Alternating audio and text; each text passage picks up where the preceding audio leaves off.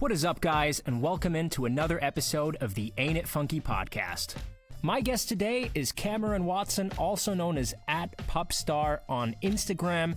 Cameron is based in the UK and has been making waves on social media with his incredible ability to play super tasteful grooves and chops over every odd time signature you can imagine. Truly mind-boggling stuff. Cameron's approach to the drums is fascinating as he has synesthesia, which means he sees shapes when he hears and plays music, so this made for a fascinating conversation about quite an unorthodox approach to the drums. Apart from his unique approach on the drums, we spoke about his rise on social media, how he counts different time signatures, why Cameron doesn't have any interest in playing in a band, taking a lesson with Matt Garska, and more. If you enjoyed this episode, please subscribe wherever you're listening. The video version is available on YouTube as well. Thanks for tuning in, and enjoy.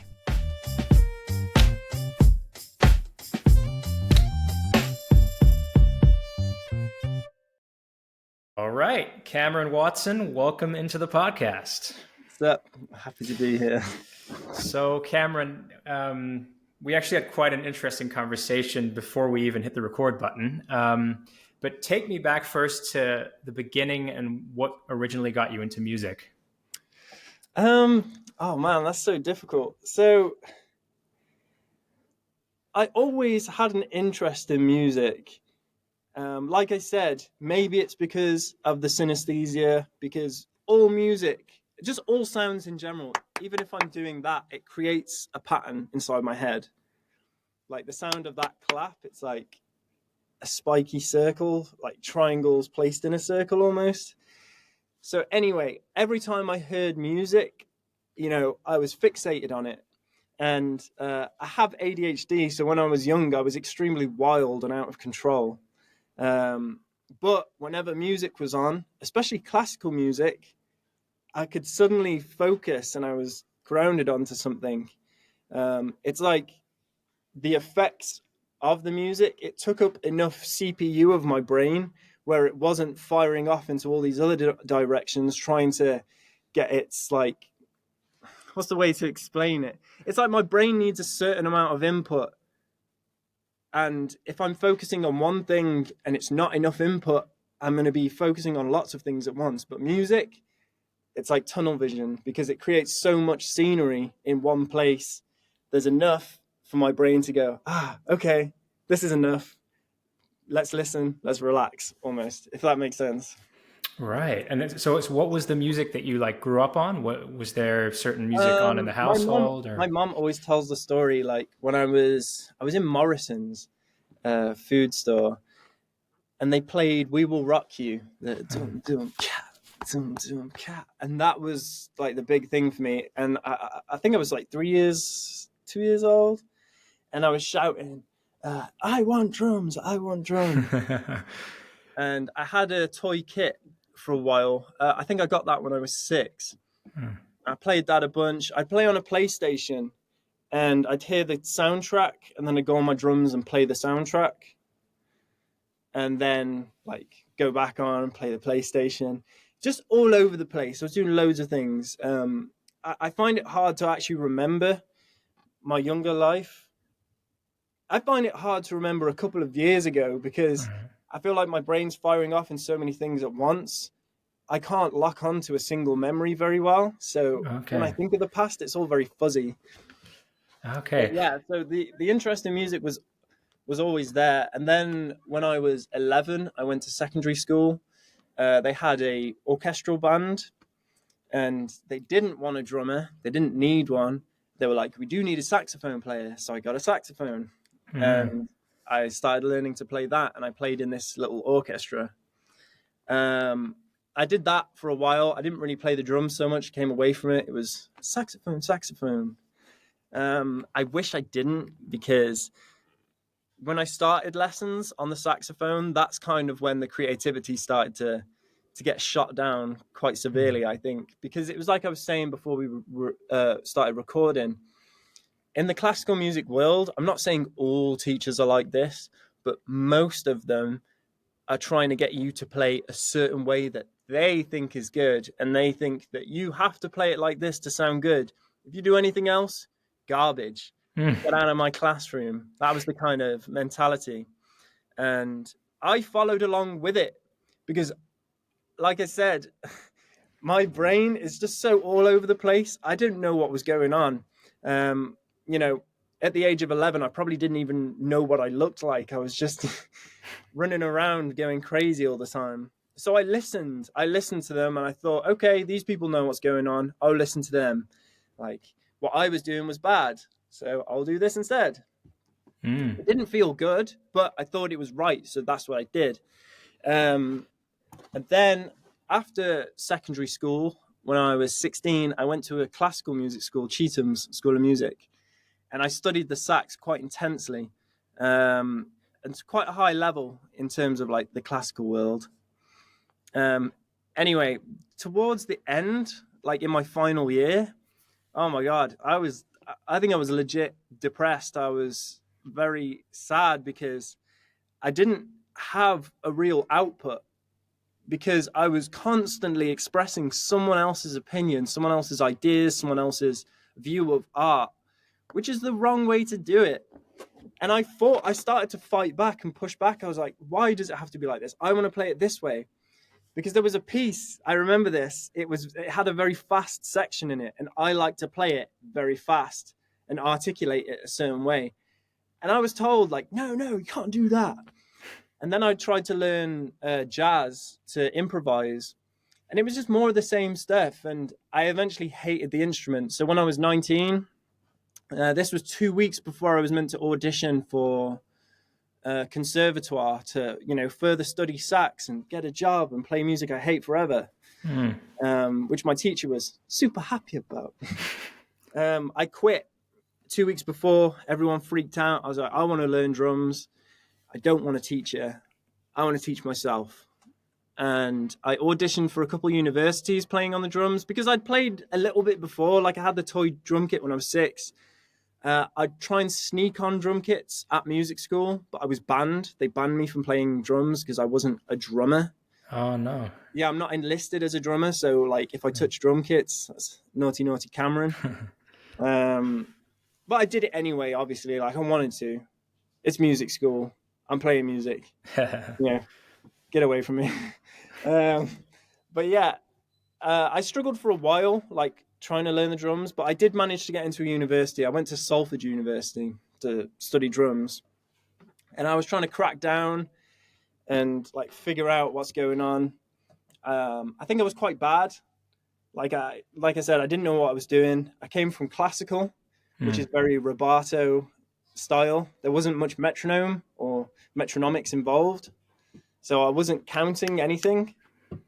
And I was playing like just boring, basic stuff. Do a chop out of time, hitting the ones all the time.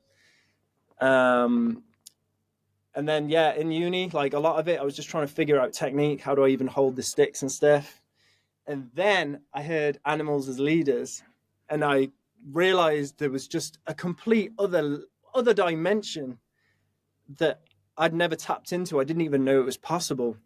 And I started to hear those patterns and the way they were glued together with the numbers. And I said, I have to do this. I have to get that good. Right. And I was telling my friends as well. And I think they were laughing at me because I was trash on drums. I wasn't very good on the sax because I hated it.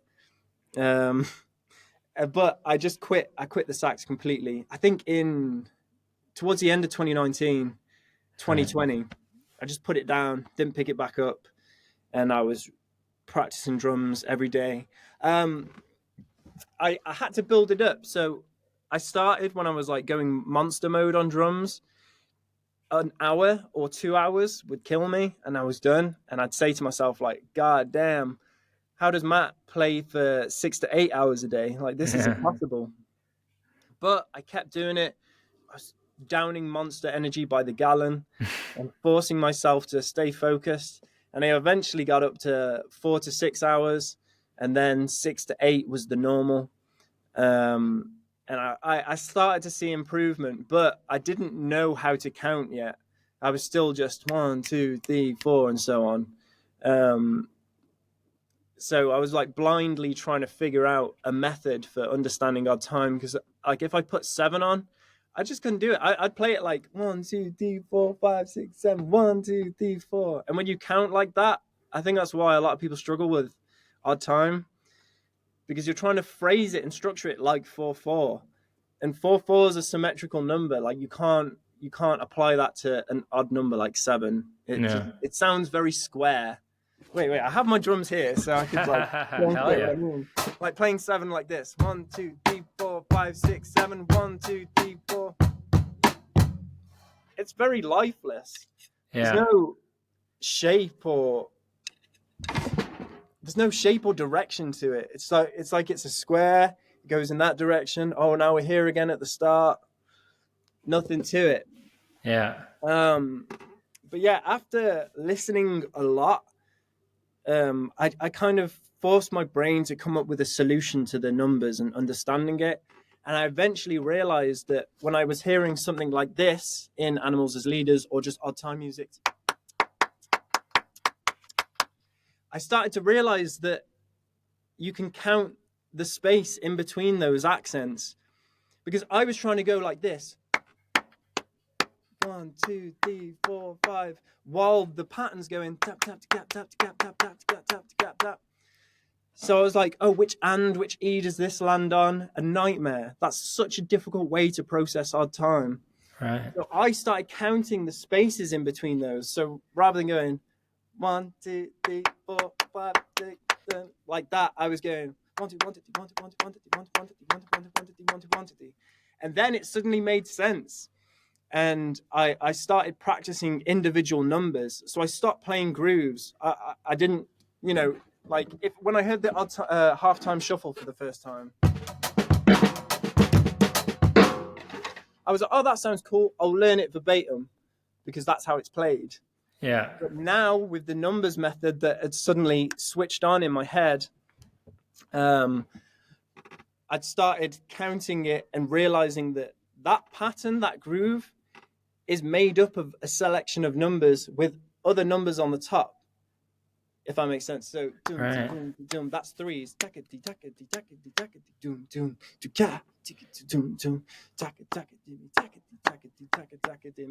So I'd started piecing stuff together like that. And then I was able to start improvising on our time. And then I realized like playing 5/16 and 7/16, like once I'd learned to play those, I realized that you can play anything. It's all the same. Like I wrote a melody in 25/16. Unintentionally, I was just writing like based on like short patterns basically. And I'd started improvising in 25/16. I was like, oh my God, this is really easy suddenly.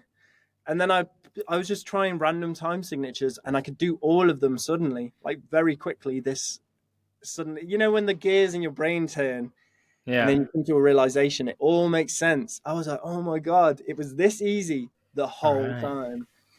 And then I heard about metric modulations and I thought, oh, this is just so difficult. It's like demon mode drumming. Like, is it possible for me to even do that? And then like that was another realization. So I'll clap it. This is the pattern that made me realize how to modulate. So it's 5/7. 5 is 3/2.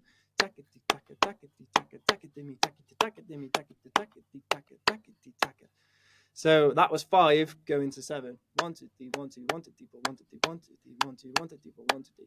So yeah, I realized that you can count the spaces in between the accents, but you can change the amount of notes you put in between those, and it changes the feel and creates illusions. And I started practicing that, and then like all of this happened so fast. By the way, I thought I was doing something wrong. I was like, there's no way it should be this easy. Like, how was I struggling so much? And suddenly I can do all of it, and it was easy, and it is easy. There's just the method of like how you process it. All right. And what resources were you using to teach yourself this? Logic. I'd score stuff in Logic. I tried transcribing for a while. Like that was a tool I tried to use, and it was good. Transcribing other people's stuff, like I think that's good, but even better is transcribing your own stuff. Right. Yeah.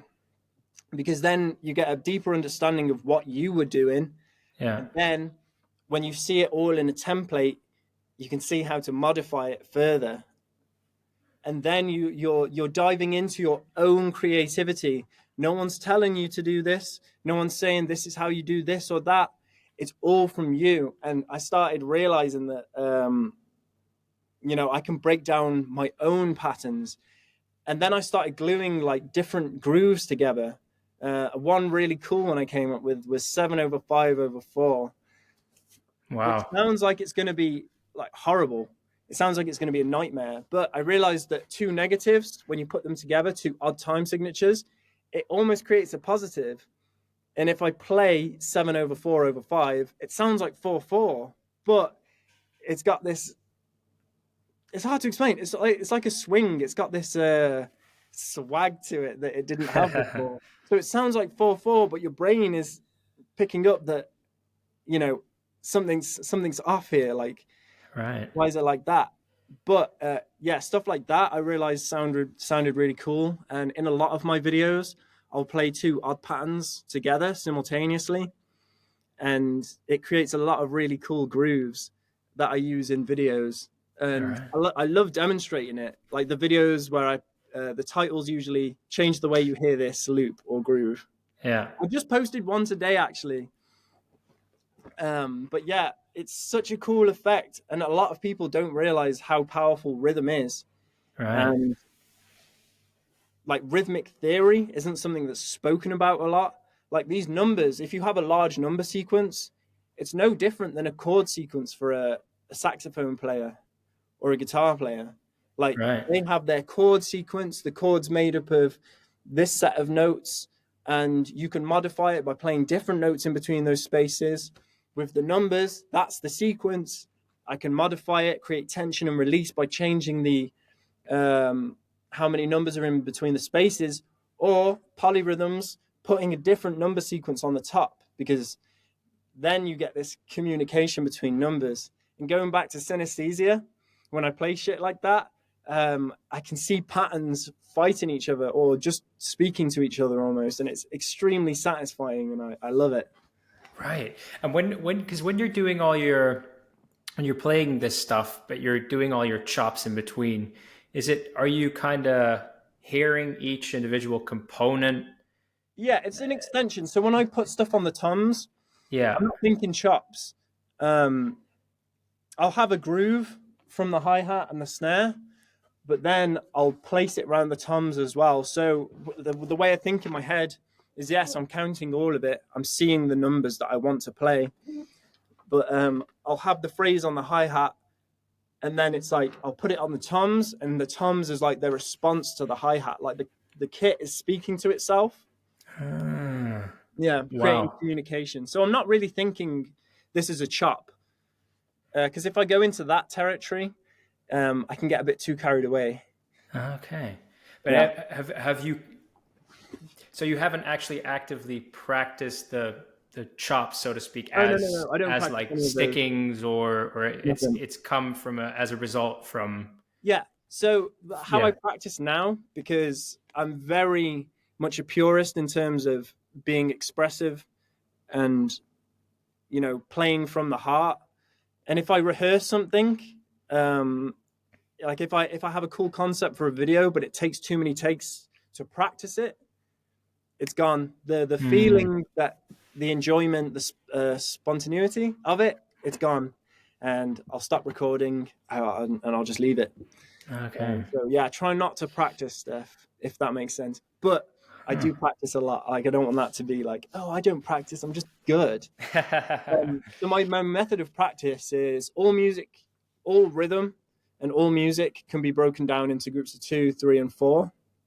So if I just practice 104 patterns, 103 patterns, 102 patterns, oh my God. On Apple it does this. Anyway, if I just practice loads of combos for those groupings, because no matter what I play, I'm still only using 2s, 3s, and 4s. So my method is to just practice the crap out of those numbers. And then when it comes to playing on the kit, I have an absolute wealth of patterns and combos for these numbers. And not only that, I've practiced putting different numbers on top of each other and playing them simultaneously. So when it comes to doing a video and playing, it's all improvised, and I'm just expressing different combinations of those numbers. So I practice the numbers individually, but in terms of like grooves and chops, there's not a lot of stuff that I'll specifically practice or work on. Okay. And when I shoot videos, it's usually within like 1 to 3 takes. Okay. Yeah, because as you say, then I guess If I'm doing too many, yeah. I end up forcing it, and it takes me. I get flashbacks of saxophone days when my teacher was pointing his finger at me, saying I have to play it this way. Yeah. So yeah, I don't get too caught up in it. I'll just move on to the next thing. Right. Yeah. So if it's not a spur of the moment thing, then it's like, and I do that more now. Like if you look at my older videos, I'm not going to delete any old videos. I want people to be able to see the progress and the obstacles that I've had to overcome personally, because everyone's going to have their own set of like difficulties and set like their anxiety of like doing certain things. If you look at my older videos, they sound. I think some of my older videos are like actually trash. Like so forced. Some of it, I did so many takes just to play something so basic. But I always feel my brain arguing with me, and I have a lot of conflict when I do that. But I stopped doing that. I actually, before I started posting again, and my page blew up a little bit, because I a couple months ago I only had like 2K followers. Oh wow. Yeah, so I got to 2K. I took like 6 months. I didn't post any videos. I just practiced every day. Right. Because I felt every time I put the camera on, I was like, oh, I'll go into like influencer mode or whatever you want to call it. I was like, I'd play, I'd be in it, but then I'd think, oh, is this impressive enough? Is this good enough for other people to see? It doesn't matter. Regardless of how good you are or how bad you are, which is subjective anyway, there's always going to be at least 1 million people who hate you and think your music's garbage. So you might as well just play whatever you want and enjoy it and be authentic. Because authenticity is probably the rarest thing in just life in general. There's a lot of people walking around that, you can see it. You can see the conflict in their brain, because I'm so used to feeling it myself. I can see that their brain they have a lot of conflict because they want to be liked, or they want to be funny, or they want to do something or have a certain impression, rather than just, being themselves. And it's difficult. It's really difficult to do that, because outside influence, it's like someone's got a megaphone and they're blasting their opinion in your ear, especially nowadays, like cancel culture and stuff. Yeah, no, it's hard to be authentic. It's hard to find people who are authentic. And especially like a lot of people that go against the grain and choose their own authenticity over being liked, they get a lot of hate. And Brian Evans is a good example of that. Battle drummer. People absolutely, hate that guy. But me personally, regardless of what he says, even if I disagree with it, I still appreciate that he's being honest. And I think more people need to be honest, and be honest with their music as well, because your music is an extension of like your own personality. That's very true, man. Yeah. Go on. Sorry. Go on. I was going to say, when you hear someone play an instrument and they've never played an instrument before, it's actually extremely expressive, because everything they're doing, they've not been taught anything. It's their brain firing off and expressing itself, trying to figure out what's going on. And I like hearing that. It's satisfying to me. And I can hear people's personality. And sometimes I can gauge how someone will be as a person. Not all the time, but a lot of the time, I can tell how their personality will be based on how they do that. Right. Yeah. So, yeah. And so with your practice routine, walk me through a practice routine, maybe what you're currently working on or something you've worked on in the past. Like, walk me through a day in your life practicing. So I'll compare 2020 to now, because 2020, that's when I was figuring stuff out, trying to get good. I practiced a lot of technique, a lot of technical exercises. I tried to make them musical. And as time went on, they did get more and more musical. But yeah, there was a lot of sitting down, my eyeballs glued to the snare drum, playing perfectly, going through exercises, maneuvering around the kit, trying to learn how to do all of that stuff. But now I'd say it's quite a lot different. I don't sit down with a plan. I don't plan anything at all. I'll sit down, I'll put some music from Spotify on, some rap. Indian music is pretty good. A lot of cool rhythms in there. Anything. Some music without drums. I'll play drums to it, and I'll just start feeling stuff out. If a pattern feels good, I'll just play it. I'll pay attention to my technique a little bit. I'll make sure I'm not doing anything like completely out of whack or anything that's going to damage me from like too much tension. Like that's important to understand, like your physical limitations and how to, push the barrier on those. That's extremely important. But yeah, so now when I practice, it's just enjoying myself pretty much. Trying to create a symbiotic relationship between numbers and the ideas I want to express. So I'll think of stuff in my head, like how I want something to sound, and I'll try and play that. And if I can't quite do it, I'll figure out why I'm struggling, and then I'll work on some stuff to like fix it. But when I practice those other technical things, I'm still practicing to music or one of the drum loops, always. One, because it's more fun. Playing to a metronome like can get pretty boring. For sure, yeah. But also, it's like I said, I want it to be musical. So practicing in the context of music, it's a no-brainer. Of course I want to do that. It's like the best option. Yeah. So yeah, a lot of stuff like that. When I'm practicing as well, I'll often switch like right to left to strengthen up my left hand, but I'm still playing a musical groove. Right. Enhancing the connection from my left hand to my kick, and thinking about control of my right hand, but all in the context of music. I'm going to keep saying that because it's so important to me. Yeah. So yeah, I think I do quite a lot of technical stuff, but it never feels like I'm doing technical stuff because at the end of the day, I'm just always playing to music. Right, but you're not working out of any like books or any particular resources. No. I haven't opened a book in years. Okay. Yeah, maybe like 3 years. I haven't looked at a book. So you're seeing what comes out just naturally, and then you might figure out something cool, and then break it down into pieces. Well. So the video I posted today, changing the way you hear the loop. It's the one of the person pressing the buttons on the thing. Okay. I don't know what it is. I saw it in an Instagram video. I copied it. I was like, I'm playing to this. Yeah. Videos will be made. I was trying to like see how far I can push it because it's in 4/4, but I was doing modulations in like 23/16, but trying to make it groove, like trying to make it feel good. Yeah. So a lot of stuff like that. What else? Yeah, because I'm getting sent music so often and I'm playing to drum loops that are quite complex, like learning to play over it fluently is my practice. Like that's 99 or 90% of my practice. It's just learning new drum loops, new number combos, learning to be expressive over them.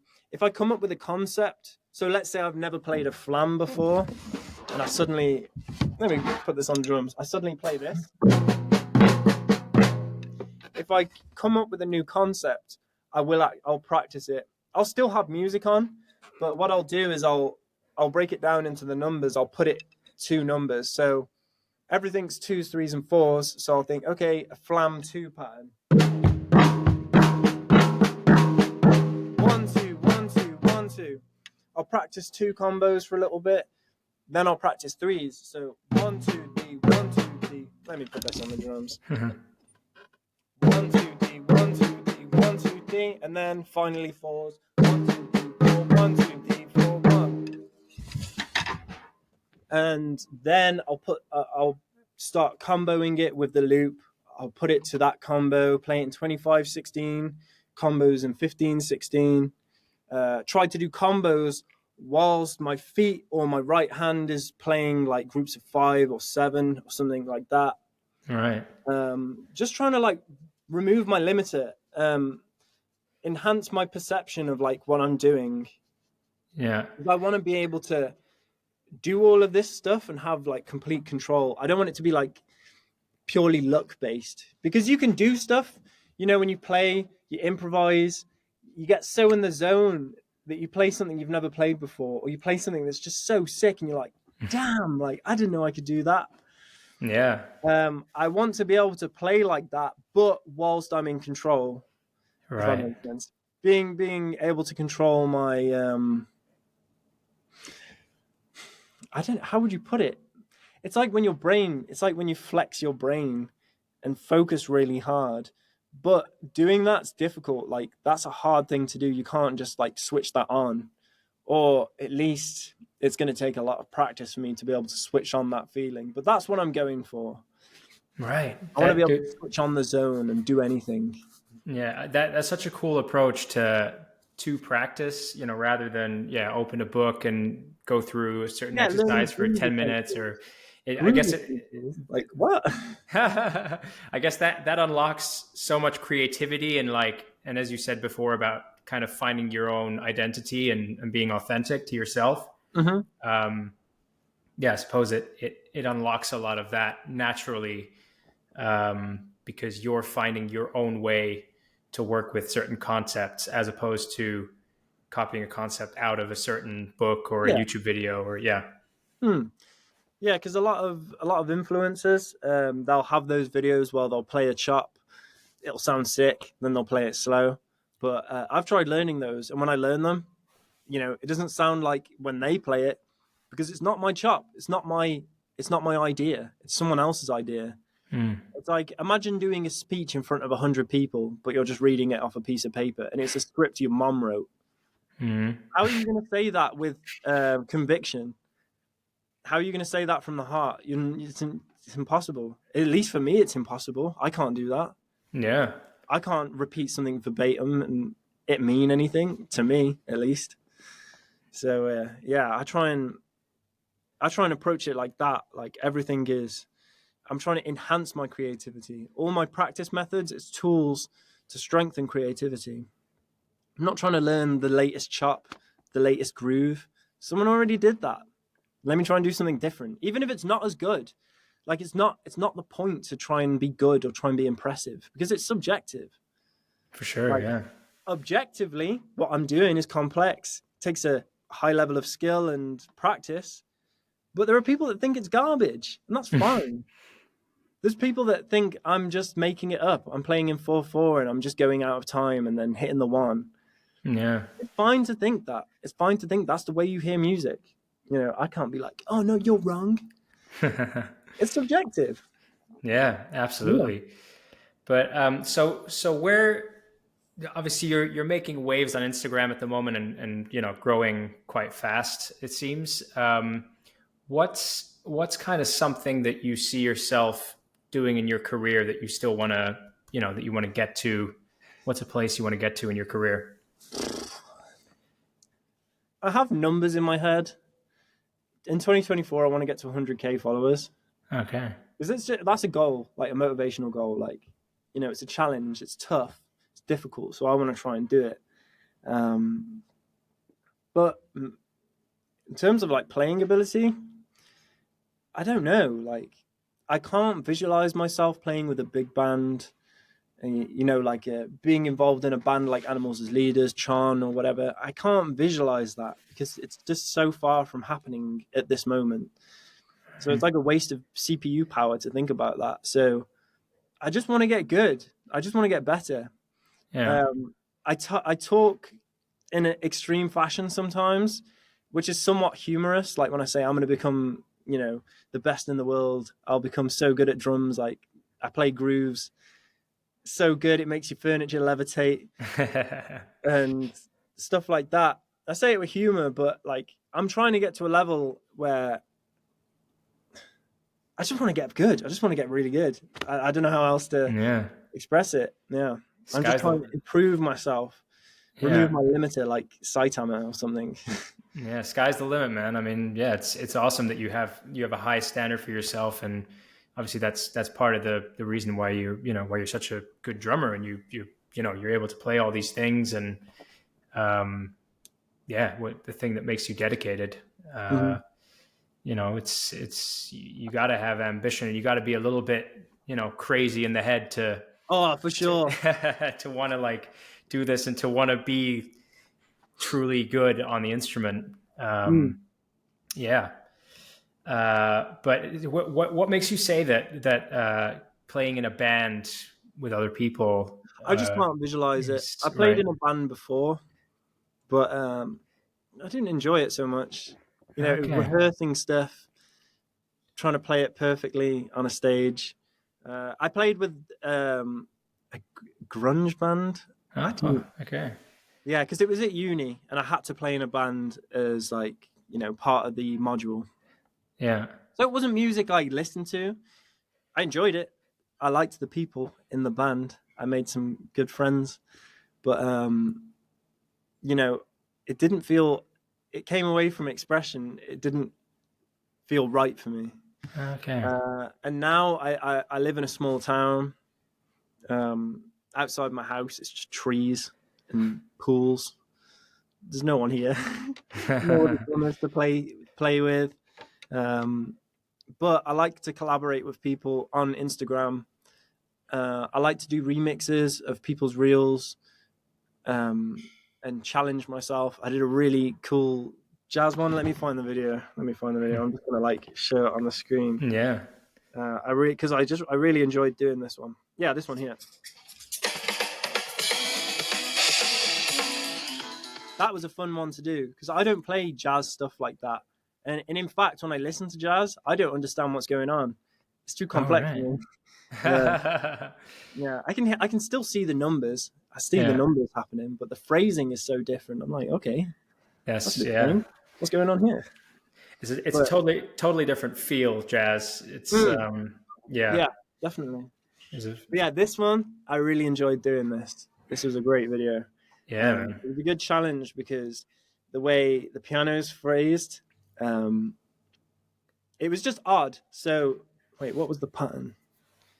So yeah, the way the piano was phrased, it was going to ga. So I was counting the numbers, going takati taka takati taka takati taka, and phrasing the second 16th note of all of the numbers in the sequence, and then Right. voicing it on the kit differently, so it didn't sound stale or whatever.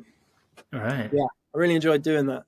Um, so, but yeah, like people like that, people playing stuff like that. I don't know anyone in my town in this small city that do that stuff. So it's hard for me to visualize or say, you know, in 2024 I'm going to be in a band, I'm going to do this, I'm going to go touring.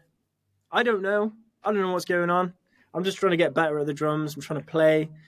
Um, I'm enjoying Loop World. Mhm. So, like I said, a large part of my practice is just playing to music. But obviously, I want to play to music that facilitates odd grooves and odd numbers well. And there's not a lot of like backing tracks. Like, yeah, I could put on an Animals as leader song, but there's already a drum part on it. If I try and play over the top, it's just going to sound like an abomination. So I tried to like write my own drum loops, and I have my own drum loop pack in Loop World. Pupstars Loop Pack for Savages, I think it's called. Oh, okay. And it's a mixture of odd time stuff. There's 4/4 in there as well, but 4/4 structured with the number method, so it sounds insane. All right. I'm sure You, you've heard it actually, but you said that you write the loops with other people. Is that right? yeah. So I like to collaborate, get other people involved, and through comments and seeing videos, um, I'd met people and they were writing music, and I always say like, show me what you got. I like to hear other stuff because it's someone else's work. It's their creativity. I love hearing that. Hmm. And I heard some of it and I was like, damn, this is really good. Like, could you send it to me again, but remove the drums? I'll play drums to it. And then I was like, okay, these are really good drum loops. Like, this is awesome practice material. So I put together a shop, and I put together loop packs. You can buy the loop packs, and other drummers can practice the same as me, the same music as me, but obviously do their interpretation of it.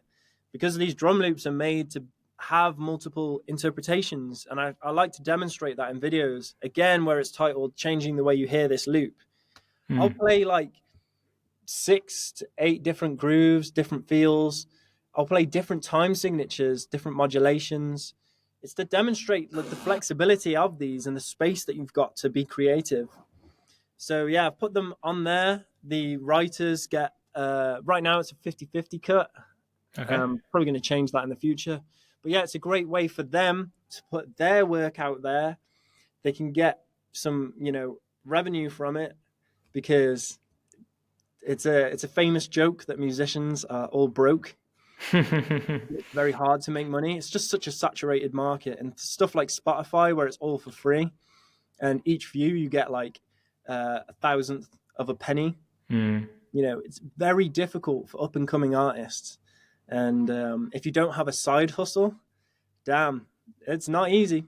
It's not easy. For sure. Yeah. And again, when you feel that pressure, the what makes it even worse, it's a cycle of just devastation. When you feel like you've got to put out to be able to survive, guess what? That creativity, it's taking a big punch to the face, because when you're stressed, you feel like you've got to do this for other people. It's no longer for you. That's it. It's gone. The creativity, it's dwindling away. So yeah, I like to try and find new musicians to write drum loops, because it's something that I'm going to play to. I advertise it on my Instagram page. I put it in the shop. If other people want to play to it and practice, they can purchase it. The writer gets a cut. It's a good idea. I think I want to keep taking it and push that further too. So yeah, that's awesome. I want to really, get a lot of good music on there and find some good musicians to collaborate with, so they can put their art out there and actually generate something from it, because that's an amazing feeling. Yeah, for sure. Mm-hmm. But because you also, I saw you had a course on your Linktree. Godlike Speed. Mm-hmm. So that lesson is about using numbers to create and combo like an endless amount of chops or grooves from something simple, turning a simple concept into like a billion ideas. And it's called Godlike Speed because the pattern, the concept I use to demonstrate the number method is one you can play like insanely fast, ridiculously fast. And it's like quite coordination intensive as well, because it gets your left hand involved in ways that, people don't usually do. Yeah. So it's really good. It's a mixture of coordination, counting, and playing cool, fast stuff, because, it's fun to do that. Yeah. Does it involve pouring Monster Energy onto your hand, or? Oh my God, you found that video. Holy crap. I did, yeah. Is that on this Instagram? Yeah. It's right down the bottom. I think it was one of your first videos. Oh, shit. Oh my God, I can't believe that. Yeah, you can see how I started this page. That was hilarious, man. Yeah. Thank you. But is Monster Energy. Yeah, is lessons something that another side hustle that that's ongoing, or? I've had a couple of students. I don't have so many now. I'm not teaching so many students now, because if I teach someone, I'll give them like all the information they want to know, they want to learn. The keys for creativity is my approach to it. So I'll show them how to use numbers, apply patterns to them, and then create your own ideas. This is how you combo them, and it's up to you now. Like, how are you going to use this method? Show me what you can do. And I'll say, like, come back in a month, 2 months, when you've got this, when you actually understand it and can apply it, and then we can go over other stuff, rather than just like, okay, we're going to have a lesson this week, come back next week. Because it's not value for money doing that. Like, they're not gonna, unless they're an absolute animal, they're not gonna come back within a week and be ready to move on to anything else. I'm just gonna be like regurgitating the same crap. I said in the first lesson, like, go and practice this, come back when you understand it, And if Yeah. you have questions in between, like I'm very happy to DM people and like communicate outside of the lesson. So it is somewhat of a side hustle, but really I'm just trying to like share information because my actual side hustle is on my computer screen, not Coco Loco water. Oh, it's that trading? Yeah, so I trade to actually make Ah. most of my money. Like Oh, that's how I'm dude. able to practice so much. So in 2020, when I was learning drums and I said I want to become one of the best, I realized that if I got a normal job, you know, to be able to pay bills and afford all the stuff that I have, I'm not going to have any time to practice. So I was like just desperately trying to find a way to make money online. I found out about trading, um, kind of by accident, but I won't go into that now. Mhm. I found out I can make money on this. Um, I use some mathematical tactics and I generate a good amount of money from this and I can afford all these things and I can just practice. And now I'm trying to set up other things. Because, like I said, I think before we started recording, there's something in my brain that just keeps telling me to improve, take it further, get better, Yeah. and you know, pass it on. Like I want to pass on the knowledge. I want the entire drum community, people that want to get to a certain level or be able to do anything that I'm doing. I want them to be able to do it. I want there to be friendly competition. I want people to do stuff that I've never heard before that's amazing and impressive using, you know, any of these methods or just whatever. Yeah. Yeah. Oh, sweet, Um, man. yeah. Right on, right on. But I heard that you had, because you mentioned animals as leaders before, I heard that you had a lesson with Matt Garska not too long Lessons ago. What did you work on with him? What did you have him 21. show you? We went over patterns. This is before I'd like clicked properly with number combos. We just went over some like coordination stuff. Um, there wasn't like anything counting method wise. It was about improving my technique because then my technique was still pretty garbage. Hmm. Yeah, because when I practiced or played drums just for fun at school and I didn't know what I was doing, you know, while I was learning sax, I was doing stuff like this. So I was using tension. I was holding sticks like this to get doubles, Hmm. which is like god awful technique. So it's awful for me. Maybe someone can do this and it sounds good for them. I'm not saying like anything's right or wrong, but for what Yeah. I was trying to do, it was completely limiting. So I spent a lot of time just going like this, trying to enhance my perception of what my hands are doing and how to have like complete control of the stick and get it to do what I want at the tempos I want and have it sound the way I want too. Right. Because I like to have a lot of snap and a lot of power in the sound. Yeah. Because if I play a pattern quietly, some stuff does sound good quiet, obviously. Like, I'm not saying I'm anti dynamics, but if I play a hard groove, hard in the sense like not that it's difficult, but it sounds sick. Hmm. If I play it loud, there's a lot of kick, the snares popping, uh, the pattern that I see is very strong, and that's satisfying to me. So I like doing that. But yeah, I spent a lot of time fixing technique. So with Matt, it was going over exercises, polyrhythmic exercises, and I was just learning stuff based on repetition. I hadn't locked onto the numbers yet, but I quickly did lock onto numbers. And then, like I said, I learned how to play improvise in odd time, and then modulations clicked, and then I could modulate. And it was really like that. It was really like that. I went from not being able to do it at all to I could suddenly do it. Wow, And that was man. it. Incredible. How Yeah. so how long did it take you for it to click? As you say, it didn't take long. Um, let me think. Let me think timeline. A couple of months, maybe like 6 months. Wow. Yeah, 6 months practicing 6 to 8 hours a day. Wow, man. Yeah, Incredible. and then suddenly it clicked. First, it was the numbers, like as a whole, like the number method. Everything's twos, threes, and fours, and so on. And then a couple months after, I was watching a video of Matt playing, and he modulated 5 to 7. But when he did it, I saw the numbers change. So I was seeing 3-2 because that's how he was playing 5. 1 2 1 2 1 2 1 2. But then he went and he was playing faster. And rather than it being fuzzy in my head, I could see the numbers, and I was like, "Oh my god, it's just 4-3 now." And I was like, "What? Why was I struggling with this?" And then I was playing modulations, and I was playing modulations in 25, 15, everything. And I was like, "Is this right? It's too easy. Like, is it meant to be like this? Am I doing it right? Am I doing it wrong?"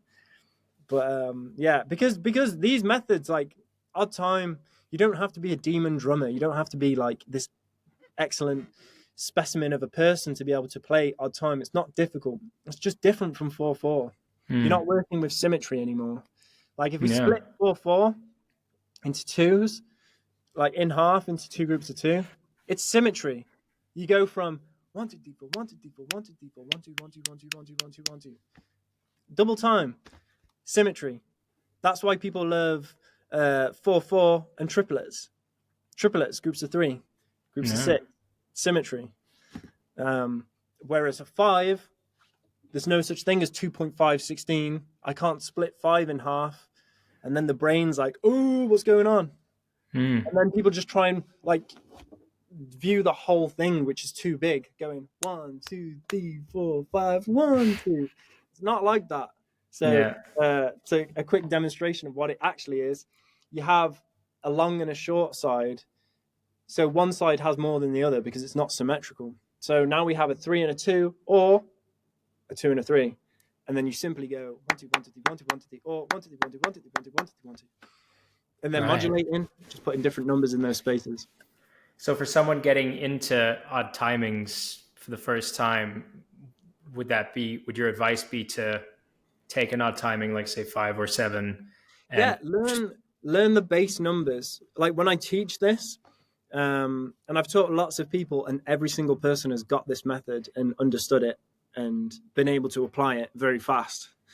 So it's about taking those base numbers, learning to combine them, and then understanding how larger numbers are made, because people want to make everything symmetrical. You've just got to say like, no, there's the long and the short, this, that.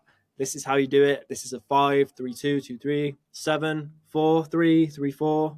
4 is symmetrical, so you can go 2 groups of 2, 2, 2, 3. Taka, taka, taka, taka, taka, taka, taka. That's a very fast like summarization of it, but like that's how I explain it to people. And then I have like foundational patterns to be able to apply numbers to grooves. And then I have ones for chops and so on. So yeah, it's not a complex thing, I don't think. It's just misunderstood. Right. Yeah. Yeah, I guess on the surface it seems more complicated than it actually is, but it's a great way of breaking how people's brains work. It's just to do with how people's brains work.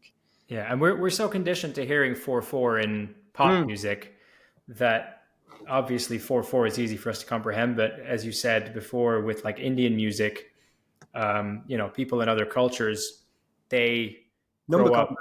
Yeah, they grow up hearing like polyrhythms and odd timings, and there's no 4/4. It's this is how many 16th notes are in this phrase. This is the combo to count that phrase. There we go. Because it's the same like for this now. In a couple, I mentioned this in the lesson Godlike Speed. I'm pretty sure I mentioned it. But I say how like if there's another musician in the room with me now, and they say, let's improvise in 7, that means nothing to me. That's useless information, because how are we playing 7? Because if we both go to just start playing in 7, I'm playing 2 2 3, they're playing 3 4, it's going to sound wrong because the accents are clashing. So actually saying the whole thing, like, let's play in 7. Great. What does that mean? How are we playing it? How you play it is much more important. And people get confused about that too on my videos sometimes. So when I put in a video like improvising in 25/16, that's a summarization. That's just to say that the groove or the pattern or loop I'm playing, it has 25/16 notes in it, but I'm not counting straight to 25. I'm not going 1, 2, 3, 4, 5, 6, 7, 8, 9, 10. Yeah. Like a cool 25 combo is 11, 7, 7. But again, I'm not counting 11. I'm not counting 7 or 7. I'm going 4, 4, 3, 3, 4, 3, 4.